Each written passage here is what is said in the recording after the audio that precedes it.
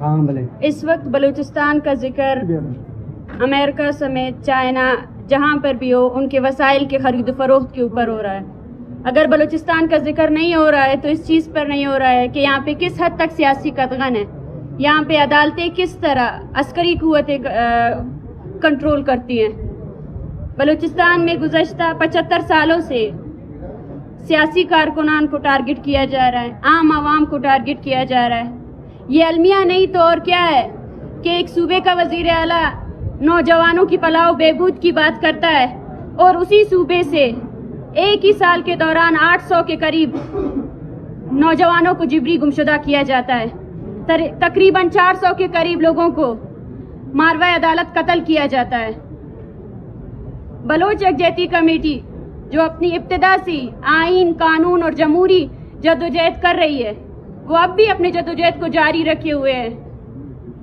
हमारे 5 साथी गुज़श्ता 5 महीने से उसी आइन और कानून और इस अदालतों के दरमियान इंसाफ की जदोजहद कर रहे हैं और उसी दौरान हमारे दूसरे साथियों को जिबरी तौर पर गुमशुदा किया जा रहा है।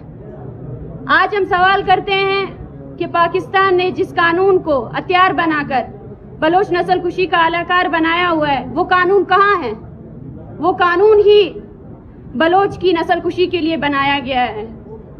आज आप देखें कि इस अदालत के पास, इस रियासत के पास हमें कैद करने के लिए कोई अज़र नहीं बचा है तो हमें तकरीबन 2.5 माह के अरसे से रिमांड में रखा जा रहा है।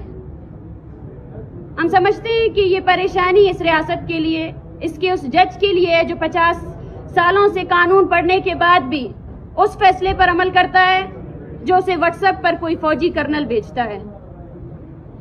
ये समाज गिरावट की तरफ जा रहा है। 26वें अमेंडमेंट के बाद जो एक जुडिशरी थी जिस पर आम आवाम का एक भरोसा था, वो भरोसा मुकम्मल तौर पर ख़त्म हो चुका है।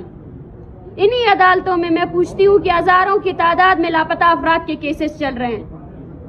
यही पुलिस स्टेशन जो आज आकर रिमांड की तलब कर रहे हैं, यही पुलिस स्टेशन पे माएँ जाकर फरियाद करती हैं कि हमारे बेटों को उठा कर ले गए एजेंसी वाले, आप FIR दर्ज करें। मगर वो FIR दर्ज नहीं होती हैं। अगर FIR दर्ज होती है तो उस बलोच पर होता है जो सिर्फ और सिर्फ अपने हक के लिए आवाज़ उठाता है, एहतजाज करता है। हम समझते हैं ऐसे तमाम FIR हर बलोच बच्चे के दिल पर भी दर्ज है।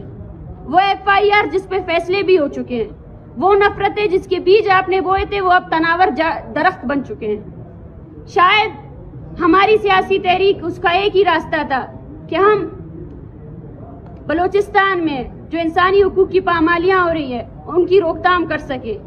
अगर कोई